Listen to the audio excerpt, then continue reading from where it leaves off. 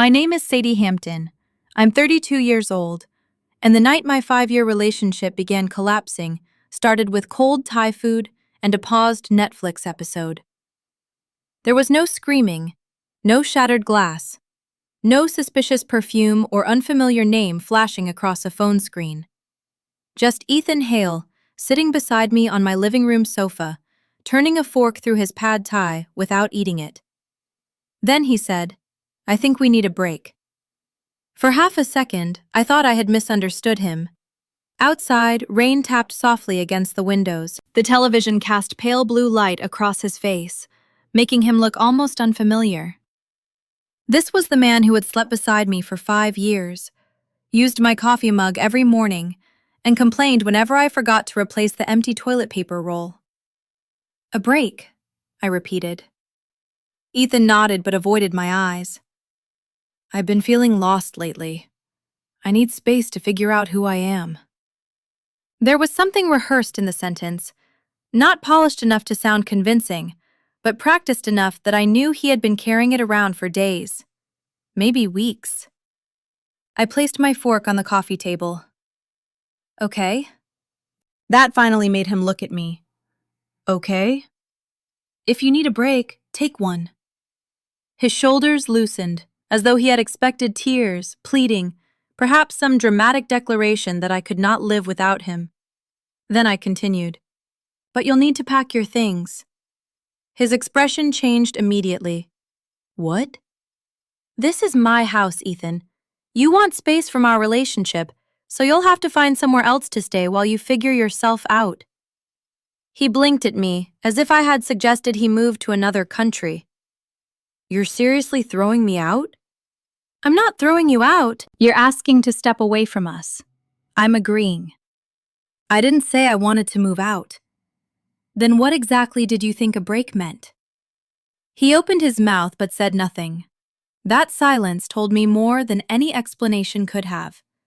Ethan had expected to keep sleeping in my house, eating groceries I bought, using the office I had converted for him, and enjoying every comfort of our relationship while deciding whether he still wanted me. He wanted freedom without consequences.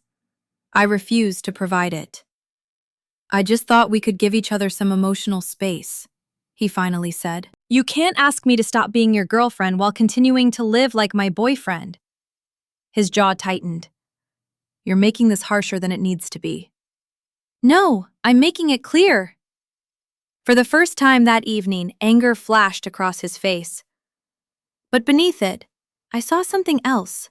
Surprise. He had not expected me to let him go. Maybe he had wanted me to fight. Maybe he needed proof that he still held enough power to make me beg. I gave him neither. By 10 that night, he had packed a suitcase and called his older sister Lauren. She arrived in a silver SUV and remained in the driveway, while Ethan carried his bags outside. At the door, he paused. "This isn't how I wanted tonight to go." I held the door open. "You're the one who asked for the break." He looked at me for several seconds, waiting for me to soften. I didn't. When his sister's car disappeared around the corner, I locked the door and returned to the living room. Our food sat untouched. The Netflix menu asked whether I was still watching. I almost laughed. I wasn't devastated. Not yet. Mostly, I felt insulted. I had built a stable life with steady hands. I owned my home, had a solid career in information security, and had spent 5 years making room for Ethan inside everything I had created. Instead of telling me what was wrong, he had made a private decision and expected me to wait patiently while he explored it. The next morning, I woke at 6, went to the gym, and logged into work exactly as usual. The house was quieter, but it was not unbearable. Over the next several days, I packed the things Ethan had left behind: 2 hoodies, toiletries, old running shoes, and a battered copy of The Great Gatsby. I placed everything in a cardboard box and slid it into the hallway closet. I was not going to chase him down with his belongings. My older sister Natalie called as soon as she heard. "He left just like that?" "He asked for a break. I told him he couldn't take it from inside my house." "Good," she said immediately. Don't let him turn you into a waiting room. That sentence stayed with me. 2 nights later, my best friend Chloe came over with takeout and a bottle of wine. She listened without interrupting, then leaned back against the sofa. If he becomes indecisive during ordinary life, imagine him during a real crisis. I stared into my glass. Marriage, children, illness, financial trouble. The possibilities tightened something in my chest. Perhaps Ethan had done me a favor by revealing his uncertainty before our lives became even more entangled. By the end of the first week, I thought I had accepted it. Then the reports began. A mutual friend named Jordan texted me first. I saw Ethan at the dock last night. He seemed different. I did not ask what different meant. 2 days later, another friend, Leah, called. I wasn't sure whether I should tell you this. Nothing good ever followed those words. I saw Ethan with a woman at the tavern. They looked close. Close how? Leah hesitated. His hand was on her thigh. I thanked her and ended the call. The strange part was that I wasn't jealous. I felt something colder. Confirmation. His break was not about meditation, therapy, or rediscovering himself. He was testing the market. Within days, more sightings followed. Ethan having brunch with a blonde woman. Ethan jogging with someone near the river. Ethan leaving a restaurant downtown with a woman in a red dress. I never asked for these updates. People delivered them anyway. Then one night, his social media appeared in my feed. He sat across from a woman I did not recognize at an expensive restaurant he had repeatedly promised to visit with me. She was laughing. His hand rested beside hers on the table. The caption read, "Sometimes change is exactly what you need." I closed the app. 5 years, and he needed less than 2 weeks to advertise his freedom. What hurt was not that he was seeing other women. He had asked for a break, and I had released him. What hurt was how easily he behaved as though our years together had been an inconvenience he had finally escaped. Then Rachel, another mutual friend, called me. Ethan told people the break was your idea. I let out a quiet laugh. Of course he did. He said you pushed him out because you were emotionally unavailable. I looked around the house, the home where I had cooked for him, supported him through 2 career changes, and stayed awake beside him when his father was hospitalized. I didn't push him out. He asked to leave the relationship. I simply made him leave the house, too. Rachel sighed. I thought his version sounded strange. I didn't launch a campaign to correct him. The people who truly knew me would understand. Those eager to believe his version were not people whose opinions I needed. 3 weeks after he left, Ethan texted me. Can we meet? No greeting, no apology, just a request. I considered ignoring him, but I wanted the uncertainty finished. We agreed to meet at the downtown park where we used to sit for hours during the first year of our relationship. I arrived early and took a seat near the fountain. When Ethan approached, he looked smaller somehow. His hair was uncombed, and he wore the gray sweater he always reached for when he wanted sympathy. Thanks for coming, he said. I nodded. He sat beside me and launched into a long explanation about feeling lost, needing perspective, and not wanting to drag me down while he searched for answers. I let him speak until his words ran out. Then I asked, "How did the search go?" His face tightened. It was enlightening. I'm sure. He stared at the fountain. I realized I took you for granted. I waited. And I made some mistakes. Mistakes? His cheeks reddened. I heard about the tavern, I said, and the restaurant, and the jogging partner. It wasn't supposed to happen like that. You went on several dates, Ethan. They didn't happen to you. He lowered his voice. I thought I needed to know whether I was missing something. You had 5 years to decide whether you wanted me. I know that now.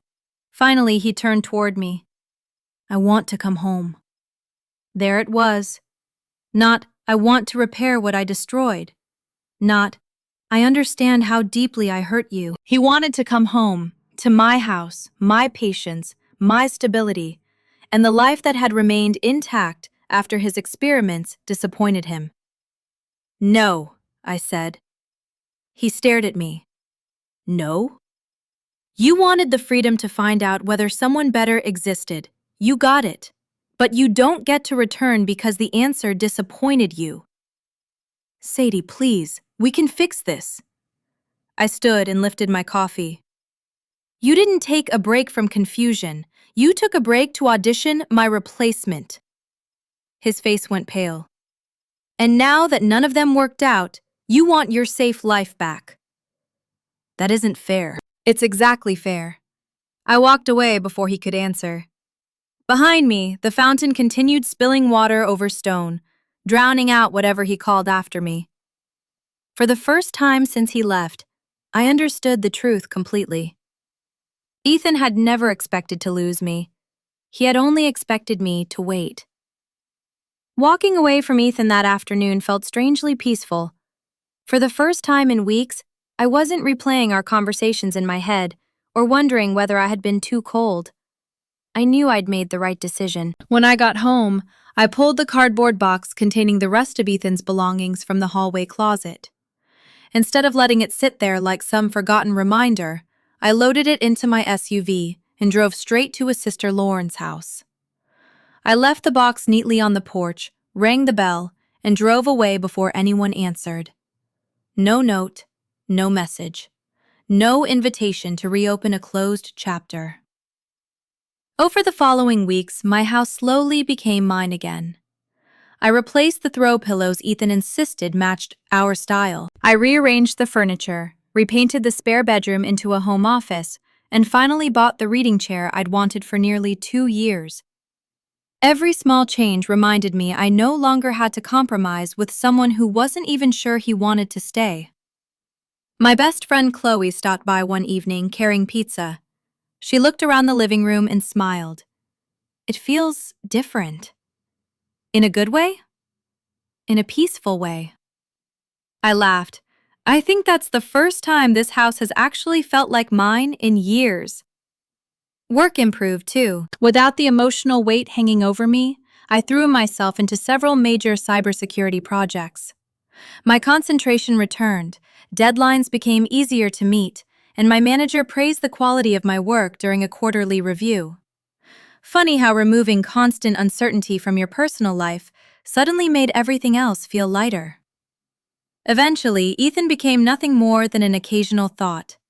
Then, almost 6 weeks after our last conversation, I received a text from an unfamiliar number. Hi, my name is Ryan. I know this is strange, but I think we should talk. It's about Ethan. I stared at the screen. Who was Ryan? My first instinct was to ignore it. Anything connected to Ethan felt like reopening an old wound that had finally started healing. But curiosity won. I replied with one word. Why? His answer came almost immediately.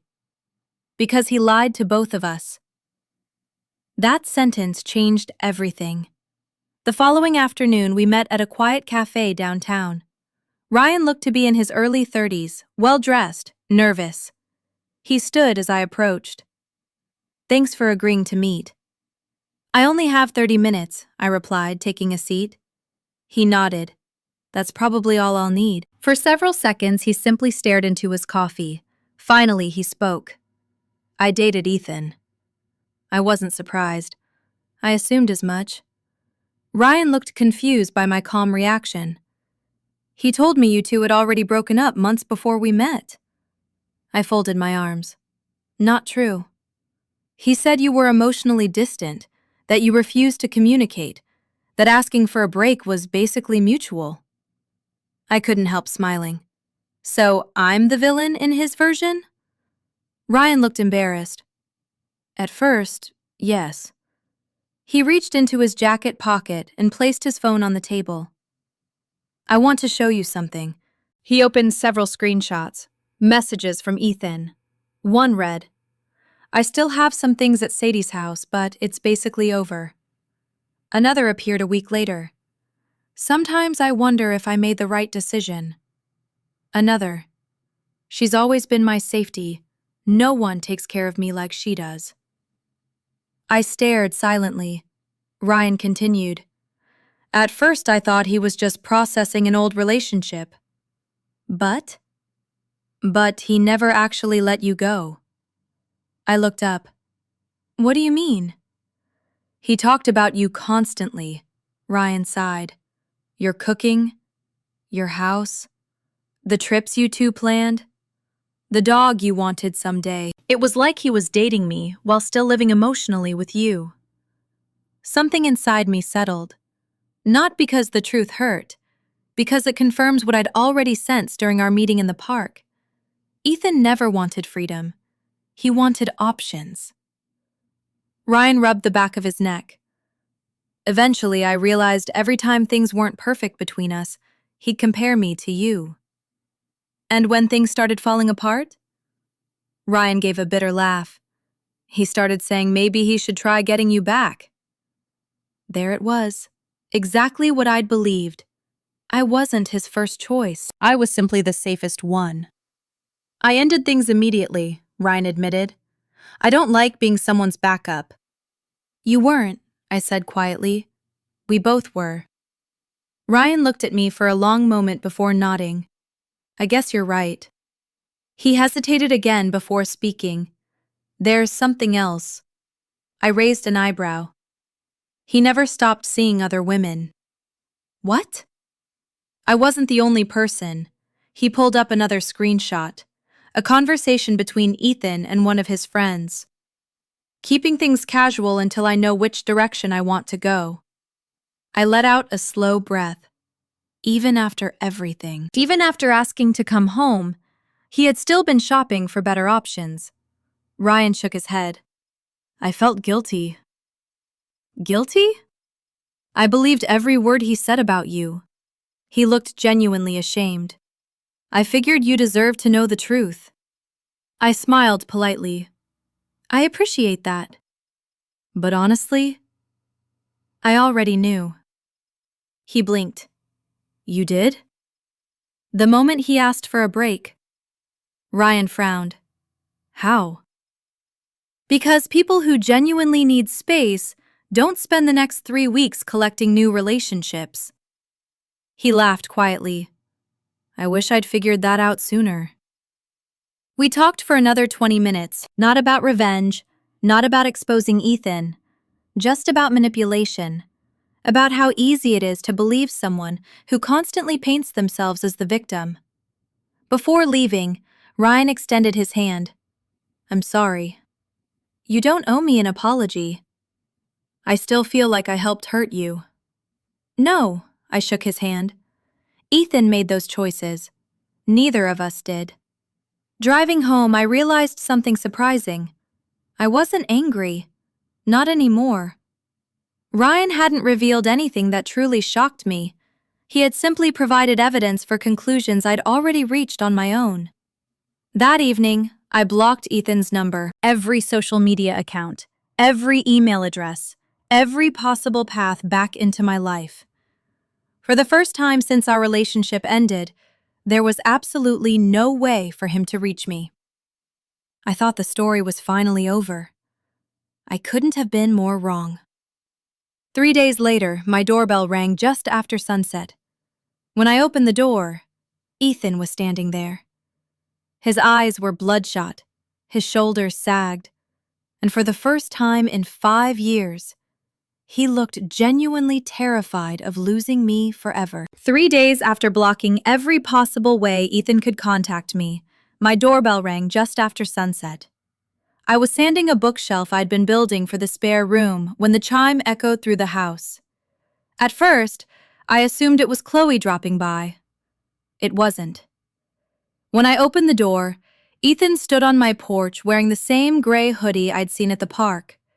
His hair was unwashed, his eyes were red, and exhaustion clung to him like a second skin. For a few seconds, neither of us spoke. Finally, he whispered, "Can we please talk?" "No." He swallowed hard. "Just 5 minutes. You've already had more than enough." He looked down at the porch before speaking again. "I've made the biggest mistake of my life." I leaned against the doorframe. "I know." "I wasn't thinking." "I know." "I thought I needed to experience something different." "I know." His voice cracked. "But none of it meant anything." I simply looked at him. "The women I dated," he continued, "none of them were you." I almost laughed. "They weren't supposed to be." He wiped his face. "I kept comparing everyone to you." "That's your problem." "I finally understand everything you did for me." I understood it while I was doing it. He took one careful step toward me. "I miss coming home." There it was again. Home. Not me. Not our relationship. Not the trust he'd shattered. He missed comfort. He missed certainty. He missed having someone who always forgave him. "You don't miss me," I said quietly. His eyebrows pulled together. "You miss stability." "That's not true." "No?" I folded my arms. "You miss someone cooking dinner after work." "You miss never worrying whether rent would be paid." "You miss someone remembering your mother's birthday." "You miss someone who believed in you when you quit your first job." Each sentence landed harder than the last. His eyes filled with tears. "I miss all of it." "Exactly." Silence stretched between us. "I love you, Sadie." I searched his face. 6 weeks earlier, those words would have broken me. Now, they sounded empty. "If you loved me," I said calmly, "you wouldn't have needed to see whether someone else was better." He looked away. I was confused. "No," I shook my head. "You were curious." "There's a difference." He opened his mouth before closing it again. "I'll do anything." "No." "I'll go to therapy." "No." "I'll spend the rest of my life proving I've changed." "You should." Hope flickered across his face, but not with me. His shoulders collapsed. "What about everything we built?" "I'll always appreciate the good memories," I smiled sadly. "But those memories don't erase your choices." He stood there, defeated. "I thought," he whispered, "I thought you'd wait." There it was, the truth he'd never admitted before. I nodded slowly. "I know you did." "You always forgave me." "Not this time."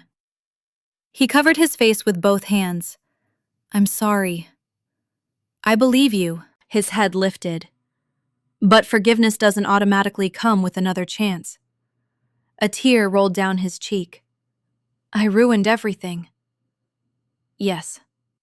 For the first time since we'd met, neither of us had anything left to say. I wasn't angry. I wasn't bitter. I simply felt finished. "I truly hope you become a better man someday," I told him. "I really do. But that chapter won't include me." I stepped backward into the house. "Goodbye, Ethan." Before he could answer, I gently closed the door. I didn't watch him leave. I didn't peek through the curtains. I didn't wonder whether he cried in the driveway, because it no longer mattered. The following months were surprisingly peaceful. I planned the solo trip I'd postponed for years. I finished renovating my home exactly the way I wanted. At work, I accepted a promotion that came with more responsibility and more confidence than I'd felt in a long time. Life wasn't perfect, but it was honest. Eventually, little pieces of news about Ethan reached me through mutual friends. Apparently, he'd lost his job after repeatedly missing deadlines and clashing with his manager. A few weeks later, Lauren finally asked him to move out because she was tired of supporting him while he drifted from one failed plan to another. Without steady income, he rented a small room across town. Someone else mentioned he'd tried contacting one of the women he dated during our break. None of them wanted him back. Ironically, he had searched everywhere for something better while throwing away the one relationship built on loyalty instead of excitement. I didn't celebrate his downfall. There was nothing satisfying about watching someone destroy their own future. Mostly, I felt grateful. Grateful that he had shown me exactly who he was before we married. Grateful that I had respected myself enough not to become someone's backup plan. Sometimes people think love means giving endless second chances. I've learned something different. Love without respect eventually becomes sacrifice, and sacrifice without appreciation becomes self-destruction. Ethan believed he could leave, explore every possibility, and return whenever he decided I was still his best option. He was wrong. The day he asked for a break wasn't the day our relationship ended. The day he assumed I'd still be waiting was. As for me, I never looked back, not because I hated him, but because I finally loved myself enough to keep walking forward.